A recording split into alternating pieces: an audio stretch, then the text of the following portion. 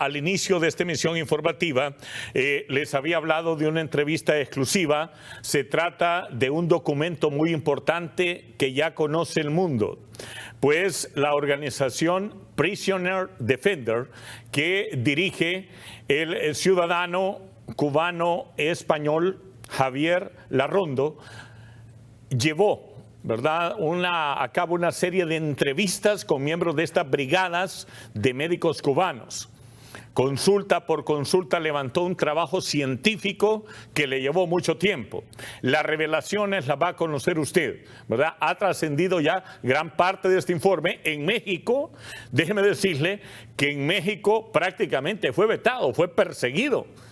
Sufrió una censura, como no tiene idea, por parte del gobierno de López Obrador, a tal grado que los autores del informe hasta tuvieron temor de caer prisioneros en México si divulgaban, si hablaban de Andrés Manuel López Obrador por este informe, porque tanto brigadas médicas hay en México, hay en Honduras, hay en Nicaragua, hay en Venezuela y otros países, pero ¿funcionan de la misma manera en todos los países?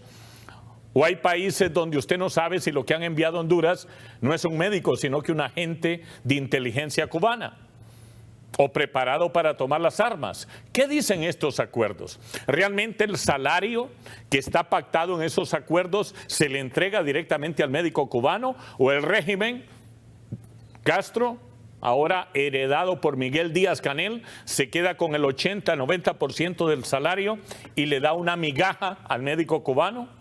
¿Bajo qué presiones salen estos médicos cubanos al exterior como parte de esta brigada? De todo eso estamos hablando en este momento con el fundador, director de Prisoner Defender. Estamos hablando con Javier Larrondo. Gracias, doctor Larrondo, por atender la comunicación de TEN-TV, Canal 10, aquí en Honduras. Y cuéntenos un poco sobre cuánto tiempo le llevó a usted levantar este informe científico que, tengo entendido, ya está en varias instancias internacionales. Muy buenas. Muy buenas noches desde aquí, desde Ginebra. Sí, en efecto, el estudio de las brigadas médicas se compone de 1.402 testimonios de médicos cubanos, se compone de aproximadamente 15 convenios, 20 convenios de diferentes países, aproximadamente de 50 a 100 contratos de los médicos cubanos, de los distintos médicos cubanos en muchos países, y hemos cubierto testimonios de más de 40 países. Bien, además hemos estudiado la legislación cubana, y tengo que decir para los que nos escuchan que en la legislación cubana hay dos claves. El Código Penal, artículo 176, dice que si dejan el trabajo en esas brigadas, ya sean médicas, ya sea para una multinacional en donde intermedia el gobierno cubano, o ya sea un acuerdo gobierno-gobierno, si dejan esa brigada, tienen 8 años de prisión. Pero claro, no les pueden meter en prisión. No pueden cumplir con el Código Penal porque se les escapan. Entonces lo que hacen es impedirles la entrada durante 8 años, pero los eligen con hijos menores en la isla. De manera que separan a las familias durante 8 años, las madres de los niños. Hay 5.000 niños huérfanos en Cuba en estos momentos porque sus madres y sus padres se vieron obligados a abandonar ese trabajo, y ya veremos las condiciones, y en ese sentido no les dejan entrar durante 8 años. Eso se llama la ley de los 8 años. Les declaran indeseables, y la ley de migración de Cuba, a un cubano indeseable no le deja volver a entrar a Cuba. Bueno, pues además las condiciones son que entran en el país, y esto es en todos los países, entran en el país y nada más entrar un agente de la seguridad del Estado, que es parte de la brigada médica, le llaman el jurídico, le llaman un médico de control. Además, cuando entran en el país, un agente les retira el pasaporte a todos ellos. Les dice pasaportes y se los retira a todos, porque sin pasaporte no pueden escaparse, es más difícil, como en la trata de mujeres, es igual. Pero además les prohíben llevar los títulos académicos, prohibido, y además oficialmente incluso expedir el título académico cuando estás en misión. Y eso lo hacen porque sin título académico y sin pasaporte difícilmente eres persona, o te puedes ganar la vida o puedes atravesar fronteras. Con lo cual esa es una forma de fidelizar ese trabajo forzado. Bien, pero es que además, cuando están en la misión, de los 1.402 testimonios, el 43% de las mujeres declaran que tal era el control y el miedo que tenían de la seguridad del Estado que les acompaña, que son el 43% violadas o violentadas sexualmente, y se hace una cosa insoportable. Pero además es que son muchas cosas. El salario que pagan los países, normalmente la media es que el 85% se lo quede el gobierno de Cuba, porque el gobierno de Cuba, todo esto para él es un negocio en el cual factura oficialmente 8.000 millones de dólares por todos los trabajadores que tiene en el exterior, mientras que el turismo le supone 2.000 millones, es decir, 4 veces más, el 50%. Sin embargo, en la sanidad pública en Cuba invierte no 8.000 millones, sino 63 millones de dólares. Es decir, una ínfima parte, un 0,1%. Es decir, estamos hablando de un esquema de esclavitud que está diseñado para que los médicos no puedan escapar, las enfermeras no puedan escapar, pero en ese entorno, cuando van a países en los que quieren tomar predominancia, quieren que apoyar al gobierno para que se mantenga en el poder, como es el caso de Luis Manuel López Obrador, o de Venezuela, o de Nicaragua, o en su día de Bolivia, lo que hicieron fue meter o militares y agentes de la seguridad del Estado. En México esto lo descubrimos porque infiltramos una persona en la brigada que iba en mayo de 2022 a México, que eran 500 médicos, supuestamente especialistas, esa fue la excusa de AMLO, pero realmente eran todos médicos generales, la gran mayoría, y todos militares, eran todos militares. Y esto lo vimos desde dentro. Tuvimos la oportunidad de ver fotos de la brigada, de verles con sus uniformes de médicos militares, y les vimos en ese trance que eran llevados a México. Bueno, además de esto, en Bolivia también, cuando cambió el gobierno, entraron en un despacho de un ministerio y estaban todos los currículum, no las titulaciones, pero sí los currículum reales de todos los que estaban allí. Y de los 700 y pico supuestos médicos, 500 no eran médicos, eran agentes de la seguridad del Estado que estaban en Bolivia para tergiversar la democracia, que por cierto están volviendo a conseguir. Es decir, ellos en determinados países que quieren cambiar el Estado de Derecho y quieren apoyar al gobierno que está allí para que se mantenga para siempre, es decir, personas, gobernantes autócratas o ya autoritarios, lo que hacen es meter agentes de la seguridad del Estado y meten militares o gente con formación militar para dar, digamos, asesoramiento a la sociedad civil alrededor del gobierno, para movilizar, para asesorar al gobierno, para vigilar, digamos, tener censada la población. Para que se haga una idea, en Venezuela, los 40.000 médicos que llegaron a ser en un momento determinado tenían orden en las elecciones de censar cada casa de cada barrio como enferma, sana o en riesgo.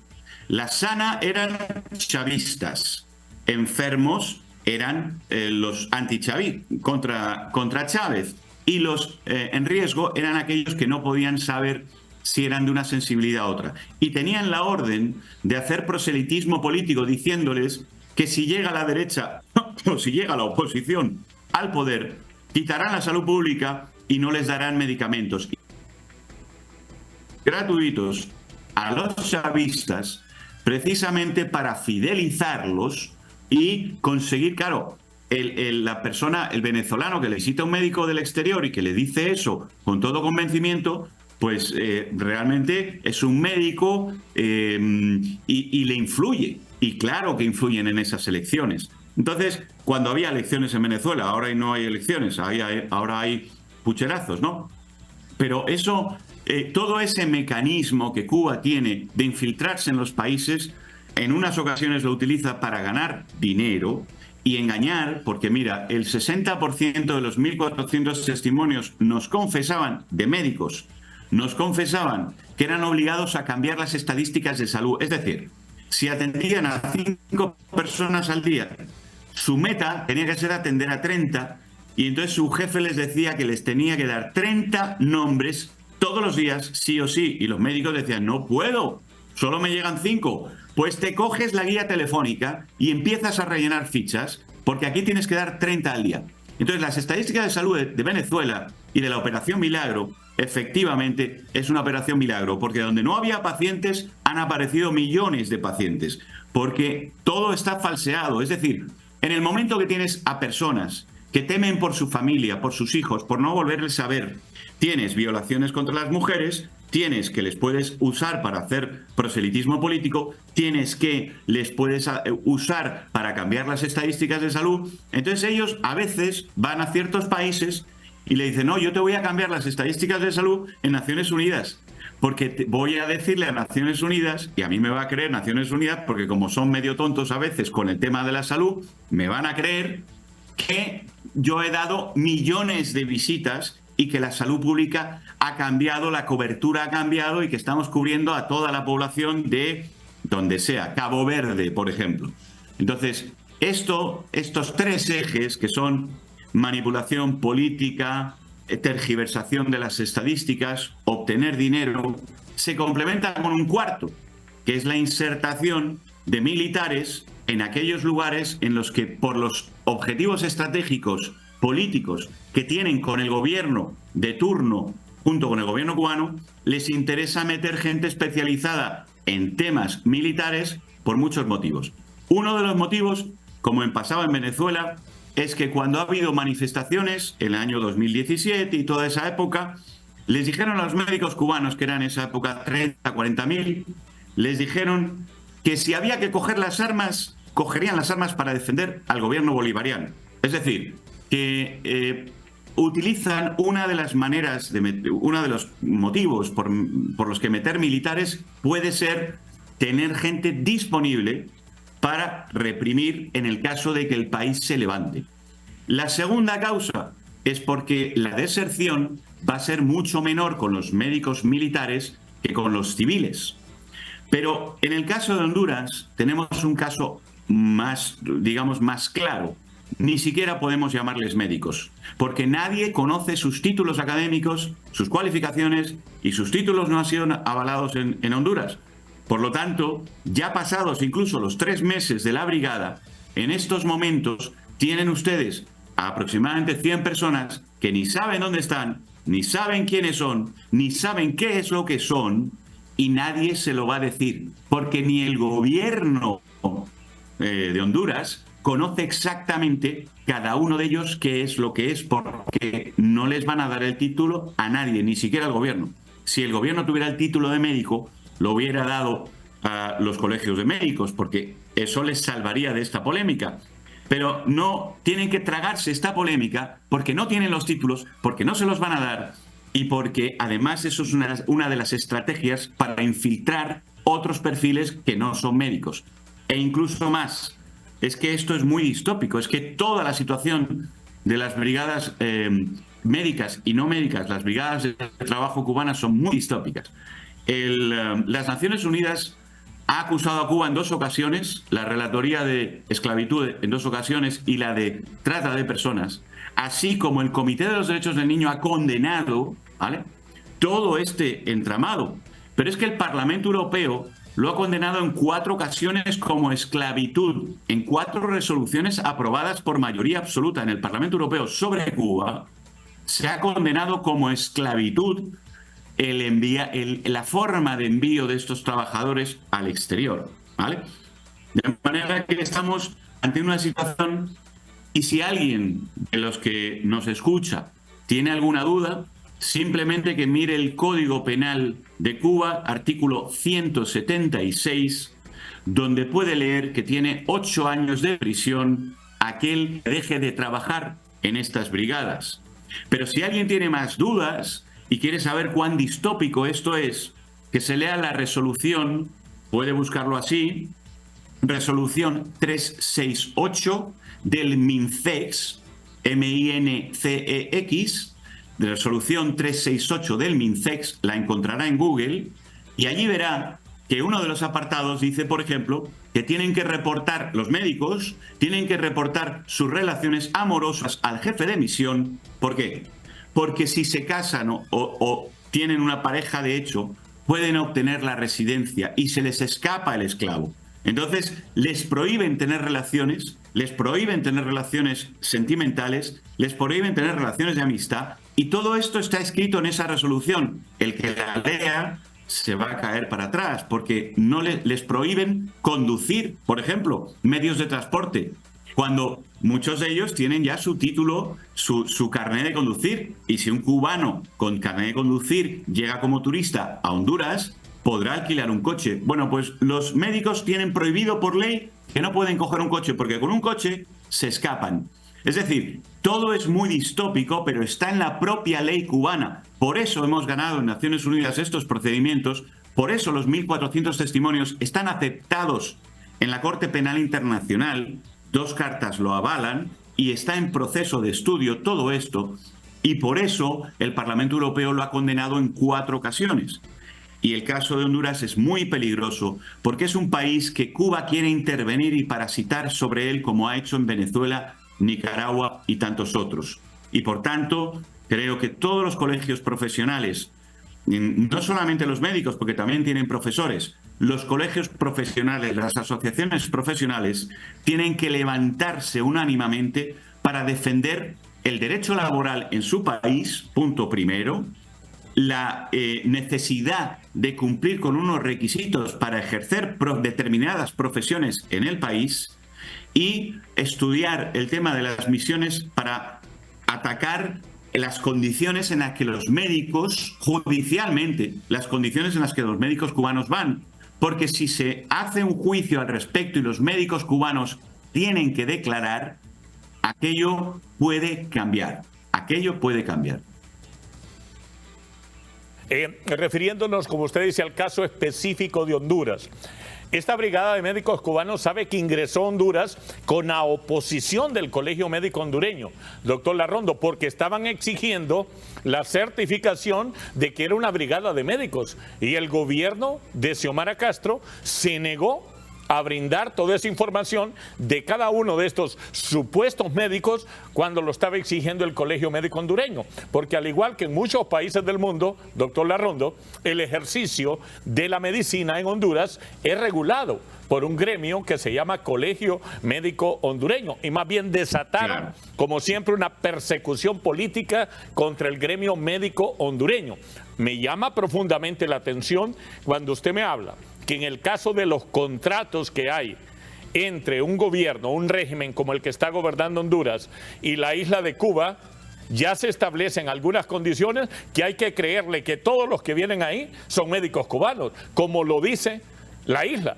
Pero nadie lo puede constatar y nadie lo puede certificar. Nos está hablando usted de casos específicos que lo que vienen en estas brigadas son agentes de inteligencia cubanos. Y se me ponen los pelos de punta cuando dice usted, vienen autorizados para defender el régimen que los contrata si está en peligro de un derrocamiento. Doctor Larrondo. Correcto, eso es así. Mira, te voy a contar una anécdota de uno de los médicos que estuvo trabajando ya en Honduras en un contrato anterior, años A. Este médico me contaba que él es médico, es un cirujano especialista, de hecho es una eminencia hoy en día, está fuera de Cuba. Y este médico tenía que operar con un anestesiólogo, lógicamente, en casi todas las ocasiones, con un anestesiólogo, y le ponían un anestesiólogo que era enfermero y que había hecho un curso de 6 meses de anestesiología. Lógicamente, las carencias de conocimiento que tenía para saber qué administrar, cuándo y cómo, según los síntomas del paciente y según todas las patologías que tenía y todo el cuadro médico, eran de tal calibre que él, el médico cirujano, tenía que intervenir muchas veces porque dice, es que me los mataba, Javier. Es que si no intervenía yo, me los mataba. Entonces, estamos hablando de que Cuba, como no tiene que presentar los títulos, lleva hasta estudiantes, es decir, gente de tercero de carrera que le dicen, si tú haces 2 años en Honduras, te graduamos. O sea, sin estudiar los 2 últimos años. gente que no son especialistas, los hacen pasar por especialistas con un cursito de preparación. Entonces, está en peligro la salud pública de los pacientes hondureños. Está en peligro la soberanía nacional porque no sabes qué te están metiendo, porque no podemos decir que son médicos. Por ahora son individuos, son brigadistas, lo que quieras llamarlo, pero no le podemos llamar médico a una persona que no sabemos ni qué título tiene. Porque evidentemente, por ejemplo, si nosotros compramos una mercancía en un comercio de un país dictatorial, que ese comercio nos dice, no, lo que te traigo es un médico especialista, dice, no, espérate, a mí dame el título académico oficial, yo lo verifico, lo miro con lupa, porque tú eres un régimen dictatorial y de ti no me puedo fiar, ¿no? Pero si no me fío de España, es decir, si un médico español no puede ir a Honduras y ejercer porque el gobierno de España diga que es médico, no, tiene que ir con su título español de la universidad. Bien, pues con Cuba con mucho más cuidado, ¿no? Porque es un país donde no hay libertad y donde el gobierno hace lo que le da la gana. Bueno, pues esto está pasando y están enviando lo que no, en esas brigadas, personas que no son médicos y que hacen pasar como médicos, que pueden ser agentes de la seguridad del Estado, que pueden ser enfermeros con un curso de especialidad de 3 meses. Por ejemplo, en el COVID, en México, les dieron un curso de 1 semana sobre el COVID y ninguno de los que fue a aquel curso había tenido experiencia en el COVID y enviaron cientos de enfermeros, perdón, y esos enfermeros tomaron un curso de 5 días. Me contaba una enfermera que estuvo en México que cuando llegó a México, el avance de la medicina es tal en México comparado con Cuba, que les habían adiestrado durante 2 días en unos ventiladores que eran Sabina, que son muy antiguos, de los años 70 o algo así, prácticamente de la Unión Soviética, y que cuando llegaron a México no sabían ni qué botón apretar y tenían miedo de poner en riesgo la vida de los pacientes. Es decir, estamos ante un tema muy serio, muy distópico, que hay que leerse la legislación cubana que aplica a estas misiones para darse cuenta de lo peligroso que es a nivel médico, pero es que a nivel de identificación, si no hay identificación es doblemente peligroso, porque te meten agentes de la seguridad del Estado y te meten militares.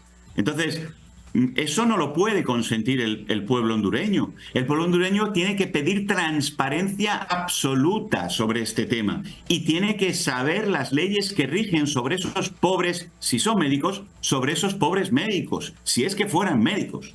Porque también cuando son médicos sufren la esclavitud y también es algo a erradicar en cualquier país del mundo y desde luego también en Honduras. Es decir, no puede volver la esclavitud a Honduras de manos del régimen cubano, ¿no?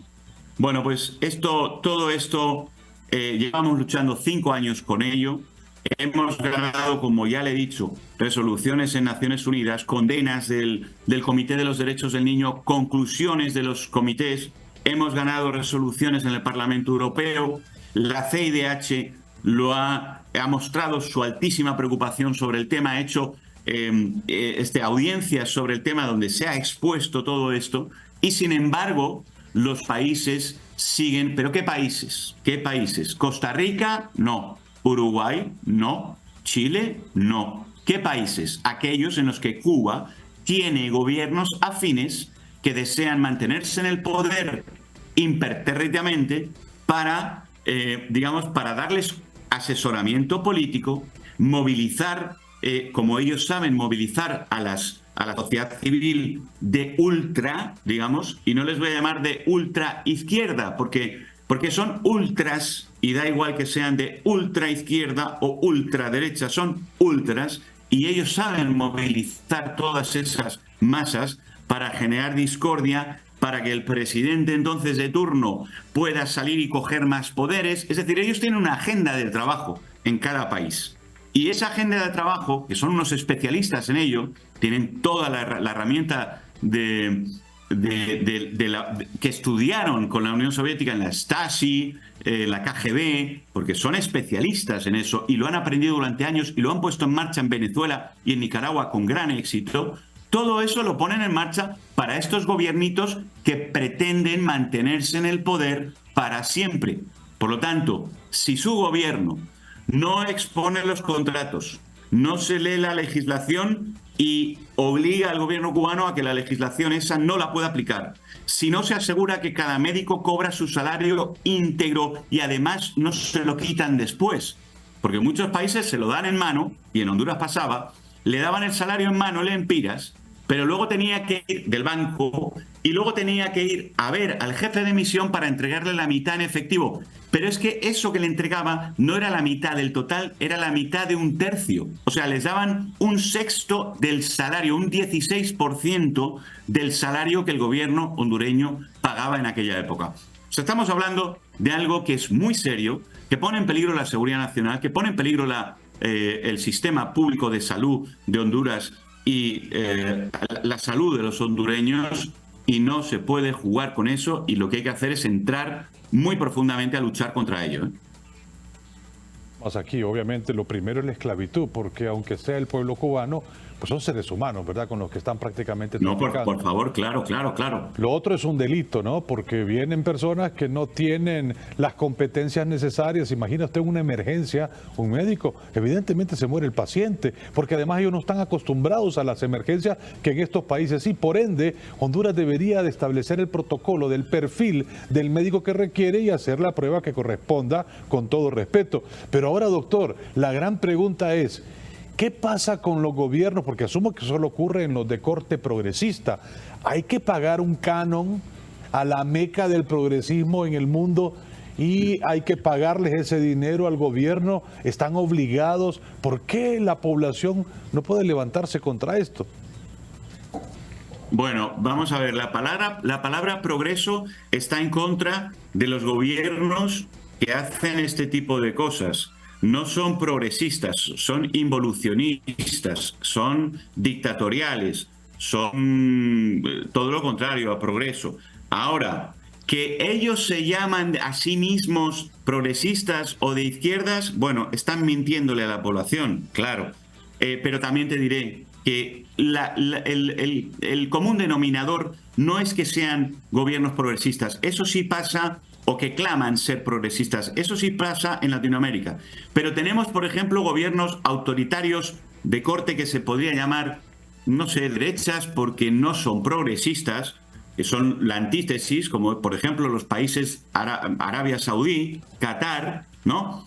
Donde también ocurre. Es decir, Cuba lo que necesita es otro gobierno totalitario que no le importe nada este chanchullo, que quiera utilizar a los médicos cubanos por algún motivo estratégico, ya sea cambiar las estadísticas de salud del país, ya sea porque les sale más barato que los médicos de Arabia Saudí, ya sea porque no le importa que esclavicen a los médicos cubanos. Es decir, necesita gobiernos dictatoriales, o gobiernos autocráticos, o gobiernos corruptos, para poder meter estas brigadas. Y la mayoría de los países, el 95% de los países donde están estas brigadas, son ese tipo de gobiernos. Entonces, da la casualidad que en Latinoamérica ese tipo de gobiernos hoy en día dicen ser de izquierdas o dicen ser progresistas. No lo son, están más cerca de Hitler que de cualquier otra cosa que signifique democracia. Pero este es el perfil en Latinoamérica, no lo es en Oriente Medio, también lo es en Asia, porque estamos hablando de Vietnam, estamos hablando de ciertos países donde sí también hay un perfil, donde Cuba, en África, por ejemplo, tenemos diferentes perfiles. Hay dictadores autocráticos que ni de derechas ni de izquierdas, son simplemente dictadores, y también contratan los médicos cubanos porque hacen lo que les da la gana con ellos. Les cambian las estadísticas, se las mejoran en Naciones Unidas, les pagan un salario X, obtienen otros servicios de Cuba como seguridad y conocimiento y consultoría para permanecer en el poder. Es decir, es un juego de intereses muy complejo que tiene muchas vertientes y que es muy peligroso para un país como Honduras, que aún tiene democracia, Estado de Derecho, y que tiene que defenderse, porque si no se defienden ahora que tienen Estado de Derecho, cuando ese gobierno que está haciendo esto con Cuba, si se confirma que lo que quiere es tener un gobierno autocrático y va por esa senda, cuando consigan cambiar el Estado de Derecho, ya no podrán hacerlo. Si hay que defenderlo en algún momento, es ahora que tienen jueces, abogados y fiscales que no están dominados al 100% por el gobierno de turno. Eso es muy importante. Doctor Larrondo, esta es una nueva forma de esclavitud humana, una forma de esclavitud del siglo XXI similar a la trata de personas. Usted nos habla que el estudio, de hecho, no solo está en poder de la Unión Europea, de varias agencias de Naciones Unidas, sino que llegó a la Corte Penal Internacional. ¿Creen ustedes que vaya a existir algún fallo, alguna sentencia en este organismo mundial con sede en La Haya, Holanda, contra esta forma de trata de personas y de esclavitud humana que está protagonizando la dictadura cubana, ahora a manos de Miguel Díaz-Canel? Bueno, yo le cuento algo que es muy lógico de entender. Un tribunal en Madrid, independiente, los tribunales en España son independientes, no tanto, está muy politizado ya cuando subimos a extremos como el Tribunal Constitucional, pero digamos, un tribunal, una sala penal en Madrid es absolutamente independiente, depende de cada juez y su sensibilidad hacia unas cosas u otras, y su conocimiento y su capacidad de trabajo, pero son independientes. De manera que son, digamos, dueños de sus decisiones. Y cuando a un juez se le pone en conocimiento un caso que viola la ley de forma flagrante, va a actuar sin duda alguna.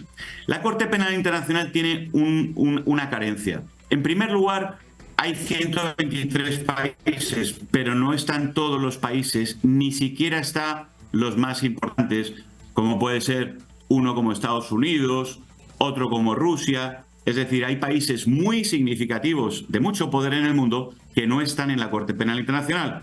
Por lo tanto, la Corte Penal Internacional no tiene una posición de fuerza como para enfrentarse a problemas en el que no van a tener el apoyo unánime de los 120 y pico países. Dado que Cuba tiene un apoyo muy grande en Naciones Unidas por parte de esos países precisamente a los que les hace estos favores y estos chanchullos, eso para la Corte Penal Internacional, iniciar un caso de esclavitud en Cuba significaría un riesgo de apoyo en una situación de debilidad que ya tiene. Por lo tanto, normalmente la Corte Penal Internacional suele ser mucho más efectiva para casos en los que hay unanimidad en el mundo sobre los crímenes que se están cometiendo. Y lo estamos viendo con Ucrania, que ha habido unanimidad, una fuerte unanimidad con respecto a los crímenes que ha cometido Rusia, y allí sí tiene fuerza y actúa muy rápido. Fíjense que Venezuela lleva desde 2017 el caso en la Corte Penal Internacional y ya van avanzando, pero van pasito a pasito con mucho miedo para no tocar sensibilidades, pero no, la Corte Penal Internacional no tiene la fuerza que creemos. Ahora, ¿el caso ha sido aceptado? Sí. ¿Me han enviado una carta diciéndome que está siendo estudiado? Sí. Pero el tiempo que se van a tardar en estudiarlo también depende de la capacidad que nosotros tengamos, la sociedad civil y los países, de ir desmantelando toda esta realidad y haciendo que el mundo se dé tanta cuenta que la Corte Penal Internacional entienda que tiene que actuar porque va a tener el apoyo de la comunidad internacional. Es muy importante. Es una Corte que tiene una debilidad, que es el apoyo político. No es tan fuerte e independiente como para actuar en aquello que le plazca, porque corre riesgo de que los países la dejen desmantelada. No está madura como para poder actuar con toda la fuerza que un tribunal independiente y absolutamente autónomo podría, ¿no? Por su tiempo, doctor Javier Larrondo, entendemos que este informe pues ya tiene difusión mundial, que hay muchas reacciones, que está revelando un caso moderno de esclavitud en el siglo XXI, similar a la trata de personas. Atentamente han escuchado nuestros televidentes aquí en Honduras toda su brillante exposición y le dejo para que se despida de nuestro público. Bueno, pues simplemente decirles a las asociaciones de médicos, a los colegios profesionales, no solo de médicos, sino asociaciones profesionales, que examinen lo que he hablado del Código Penal artículo 176 de Cuba, del reglamento 368 del MINCEX, que vean esta investigación que está en nuestros servidores y que se defiendan frente a ella. Nosotros estamos aquí para darles todos los contratos, todos los testimonios, todos los resultados, absolutamente todo lo que necesiten, y además no van a tener de nosotros ni siquiera la intención de intervenir. Vamos a darle toda la investigación a aquel que quiera defender a Honduras de esta, llamémosle, invasión de o esclavos o personal que puede atacar a la soberanía nacional de Honduras. Para eso estamos. El doctor Javier Larrondo, que es el director fundador de esta importante oficina ONG Internacional Prisoner Defender. Muchas gracias por su brillante exposición. Un documento que ya vieron ustedes, está en varias agencias de Naciones Unidas, lo tiene la Unión Europea. Fue remitida una copia a la Corte Penal Internacional, donde se revela la nueva forma de esclavitud humana que está patrocinando el régimen de Miguel Díaz-Canel en la isla de Cuba.